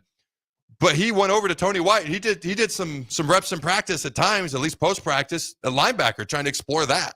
The man just wants to play football. All right. Feels kind of like a freshman again, learning a new position, but his experience gives him, and I quote, shortcuts, end quote, just understanding the offense and the quarterbacks. I will say this, if you know the offense from a quarterback's perspective, you may not always understand every single thing about the blocking scheme up front in the run game, but when it comes to pass protection and routes and what needs to happen, he's going to have a better understanding when it comes to learning a specific position than just about anybody else. It's going to give him an advantage. It's a huge advantage. He has to be able to push the limits with what his body can do and can't do in his new position. And I quote, I think Satterfield and I can kind of relate to each other, end quote. Shares they have similar experiences in terms of things not going the way they wanted, but it's the love for the people and the place that keep you here. Shares that him and Satterfield got really close during the 2023 season, and I quote, that year was like a war, every week trying to find a way to win. I respect Satterfield so much, that's the guy I would go to battle for any day of the week, end quote. So we talked earlier, if you're a player going through stuff, you can look right over there at Satterfield and be like, hey, that guy's been through a lot, and yet here he is, day in and day out. Haarberg's sitting here talking about, he can relate to him. Plus, you remember that 2023 season, man, they were just trying to find a way to do anything offensively. And obviously, Haarberg started a lot of games. Satterfield was the OC. So that's obviously going to join them at the hip just a little bit. And now Satterfield is his position coach as a tight end as well. All right. He goes on to say, this is a special place and I want to contribute any way I can. He has leaned on Luke Lindenmeyer to learn a lot. All right. Especially in his new role as a tight end. He can go to Luke for anything. Mentions he hasn't thrown a ball since the week of the Iowa game. And he talks about how Dana Holgorsen believes in him, which I guarantee is a huge reason that he's back again, playing for the Huskers again this season. Did you find it interesting that he specifically mentioned he hasn't thrown a ball since the Iowa game? Like, people, I'm not a quarterback anymore. Like, what do you read into that at all? We got to have him back there for the Wildcat once in a while. Trick plays as an option. Like, Haarberg, don't like throw it every once in a while, man. Like, just keep that arm ready in case we need you. I'm not even talking as a starter or a backup, but just in certain situations where we can have a little bit of fun with you as a chess piece, my friend. What do you think when you hear that from him, though? But yeah, that is a bit surprising because, like you said, I mean, they did a lot of trick plays that was either kind of a gimmick to try to get the defense to think he might throw the ball, or actually going through and throwing the ball. So, and I think you got to give him credit too. Last year, I thought he made strides as a quarterback. So it is a bit surprising to see that is the case. And altogether, it's interesting because obviously they're moving him. They're trying to get him into this tight end position. Can follow Taysom Hill or Logan Thomas, those type of guys in that transition and get him to the next level. So I understand why he's focusing in on that, but just fascinating. Like if he did go, if Rila did go down, I know Nebraska has other plans and other quarterbacks in place. You do have a 5-game winner in the Big Ten there sitting in the tight end room. So it'll be interesting to see what happens. All right. You just opened up a potential can of worms. Ladies and gentlemen, I want to know your thoughts on this. What's the number for the text line, Jake? 402-464-5685. God forbid Raiola goes down. We've got 3 other quarterbacks. Well, we got more, but the 3 most talked about guys from TJ Lateef, Marcos Davia, and Jalen Gramstad, who everyone lovingly now calls Granddad. And I'm seeing a lot of posts. They don't even use his name anymore. He seems to be okay with it, so it's all right. But Raiola goes down. In your mind, is Haarberg an option as someone who could step in and play a lot of quarterback? I'm going to be honest with you. It's really not for me. Like, I love the situational stuff. I love the Wildcat. I love the trick plays. I love the fact that he can line up at all these different positions. He's a physical guy. He's got great top-end speed, the best on the team. If you remember, we talked about how he still has the fastest top-end speed of anyone on the team, even at 240. He was 220 last year, even though he's put on 20 pounds. Dawson McCullough, true freshman. Linebacker is number 2. I think it's an interesting thing, and that's why that you propose. If you want to dive more into it, go ahead. But that's why I'm curious what fans think. A 5-game winner, Jake points out. For me, I would be more inclined to say, hey, we've got this package for Haarberg. Depending on how our backup quarterback looks, if this were to occur, and we needed someone else to play quarterback behind in place of Raiola if he gets hurt, God forbid, I would just say we keep that package for Haarberg, but somebody else starts. That'd be my reaction. Because I think Haarberg can cause all sorts of problems, not as the main quarterback. But I want to know your thoughts. Text into that text line. And do you have any sort of response or rebuttal to kind of my initial reaction to your proposal? Well, I think the other thing is just kind of think of a different game plan, too. I mean, as much as Nebraska is focused in now on pocket quarterbacks and the passing attack, sometimes if you just don't have your, like 9 out of 12 games, it might work. Then there's 3 games where that defensive line is just better than your offensive line, and you need something to kind of throw it out there. He's also a different type of quarterback. I mean, if you needed to say, okay, let's get a different offense out there, let's start rushing, bringing a rush threat from that quarterback position, he would be the top on the team to do that. Again, has enough experience. So I don't know. I think it could be intriguing. I don't think it gets there. I mean, I'm talking about very certain circumstance that would have to play out to get into that. But I if it did get there, it would definitely cross my mind if I'm Coach Rule on the sideline. Remember Rex Burkhead running the Wildcat years ago? Yes. Remind me, did we have an injury at quarter? What prompted it? Because they started to do that a lot, especially in certain games. I couldn't remember why. What prompted that? Do you remember? I think it was just ineffectiveness of offense, because I think Taylor Martinez was, they did that at a time with Zach Lee, right? And Is that what it was? Is that offense, what it was? Okay. Yeah. So I think that was more often than not why they went to it. Because I remember, man, he was pretty good at that. And obviously, he's not really going to throw the football. So talk about the defense being like, hey, we're going to play them one-dimensionally. I mean, I'd be putting like 9 guys in the box, and we're one-on-one in the edge no matter what. And it still worked pretty good. See, that's the type of stuff I could see doing with Haarberg. Even with Raiola quarterback. Just situationally, goal line, short yardage, third downs, whatever the case may be. Just randomly out of nowhere, run 3 quick plays with a no huddle. You got the read option where he gives it, he keeps it, a little play action pass, boom, now you're out of it. You catch the defense on their heels. And I've mentioned this before. I know defensive coordinators, they freak out about stuff like that. Defensive coordinators don't freak out over 24 zone or 25 zone. They freak out over guys who can make plays with their legs at the quarterback position. They freak out over 1, 2, 3 off type plays, because those are the plays that all of a sudden become big plays. And they will spend so much time in practice on those plays freaking out about the potential of Haarberg running for an 80-yard touchdown that it takes away from them getting ready for the rest of your offense. And offensively, it doesn't have to be a huge part of your offense. If you're really good at it really fast and you can sneak it in and out here and there, I'm just saying, I kind of like the idea of it. Do we have anything from the text line from the entirety of the show, or in response to our little topic of conversation here? Robert in Bixby, Oklahoma says, I want Haarberg to stay at tight end. If Raiola goes down, I want to see what Granddad can do at the Power 4 level. And Husker says, use Heinrich Haarberg like Warren of Penn State last year.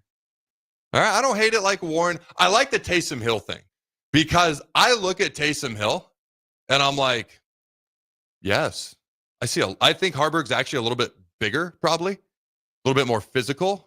Top end speed, probably similar. Taysom's probably a little bit quicker. But I'm like, yes, I love the Taysom Hill comparison. I think that would be phenomenal. All right. This was proposed. What are your thoughts on this, Jake? And I've talked about him, not at great length, but I keep bringing him up. Anytime we talk about the linebackers, a player we're not talking about enough, as this was proposed to me, is Willis McGahee, the fourth.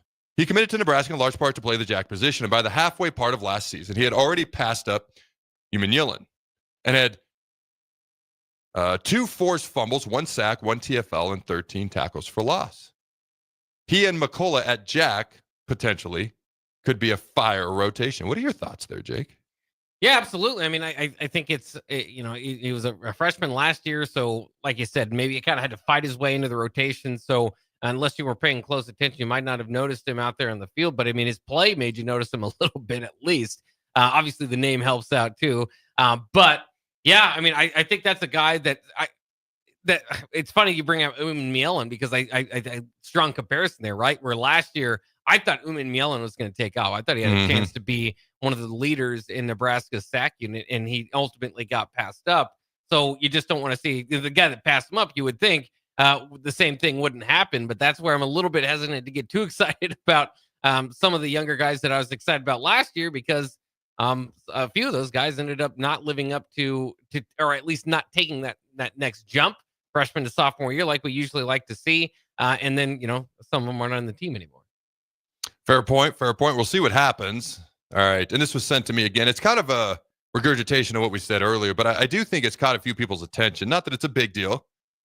Like just a little cause to pause, like we said earlier. Linebackers coach Rob Dvorak says linebackers pass defense development is, and I quote, a work in progress, end quote, decline to single out any one guy who's ahead of the others. So I think it's catching maybe a few people's attention there.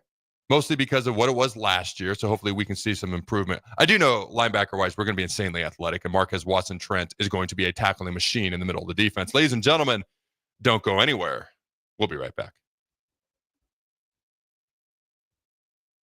A lot of businesses say they're family focused, but when tough situations in life arise, the business wants anything but your best interests.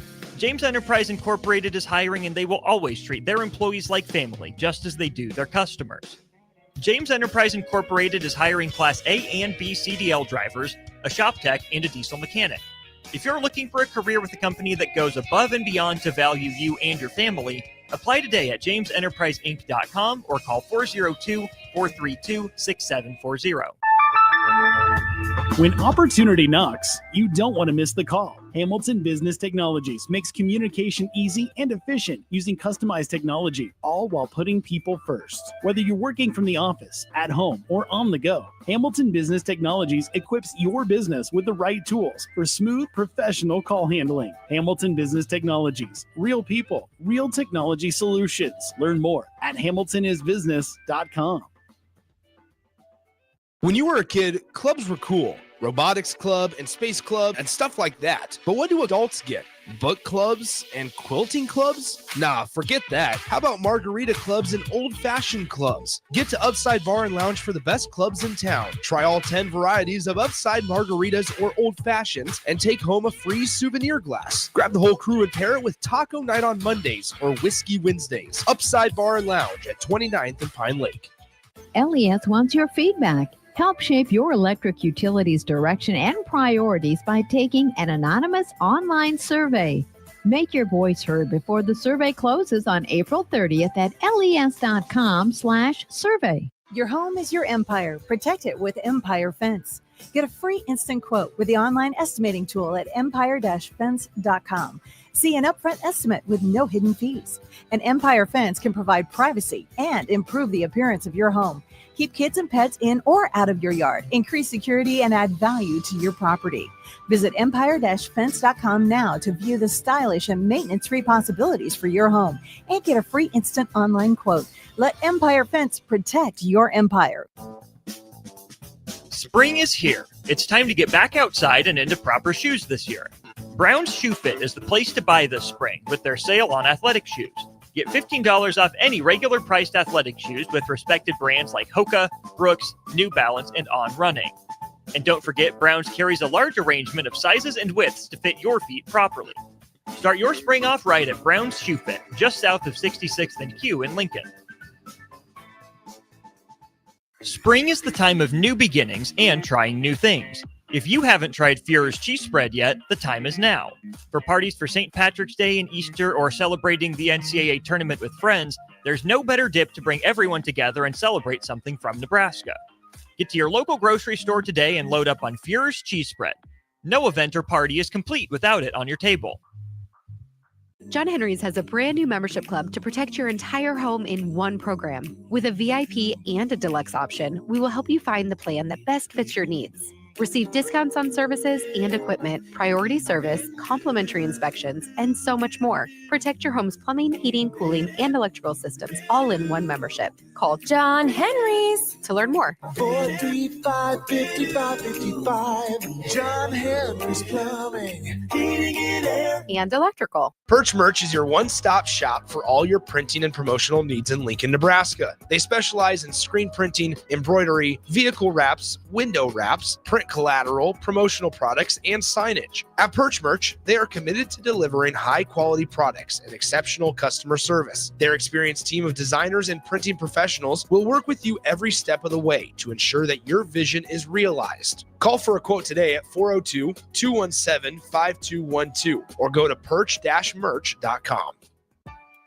Your new Total Wine in Lincoln has the largest selection of wines, spirits, and beers, plus totally low prices and friendly service from our helpful guides. With over 8,000 wines, 4,500 spirits, and 2,500 beers, you're sure to find your favorites and something new. You can even order delivery, in-store, or curbside pickup. Find what you love what you find, only at Total Wine and More. Now open in Lincoln next to Gateway Mall. Drink responsibly, B21. At Parkview Animal Hospital in Lincoln, it's not just their professional care that sets them apart, but their warm staff and state-of-the-art facilities. Whether it's for a routine checkup or a comprehensive medical procedure, at Parkview, your pet isn't just another number, but a valued member of their caring family. Visit them at pahlincoln.com today and in person just south of 14th and Pine Lake Road. Parkview Animal Hospital, your pet, their passion for happier, healthier, furry friends. You're listening to the Adam Carriker Show on 93.7 The Ticket and theticketfm.com. Boom! Welcome back, ladies and gentlemen, to the last 5 or 6 minutos of the Adam Carriker Show here on 93.7 The Ticket. All right, if you're so inclined, check out the Carriker Chronicles on YouTube and or CarrikerChronicles.com. I'm still upset about Jake constantly trying to add L's to my loss column. If it was up to you, I'd be like 2 and 999. Well, why do you root against me? I don't root against you. I'm gonna have to go back and do the count. I feel like there's a miscount. I agree. I agree. Yeah. Yeah, I do think there's a miscount. Jeez, Lou.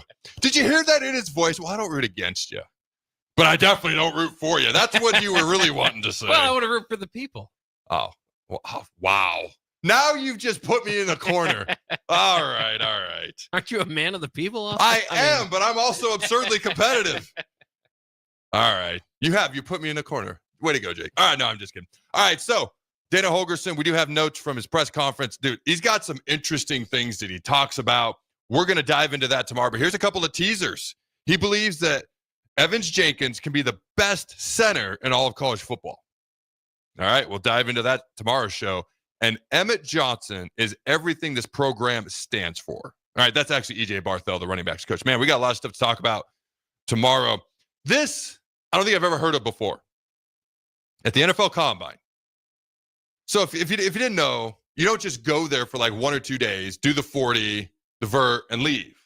You're there for 4 days, okay, as a player. And you do interviews, you do all this mental testing, you do all this different stuff.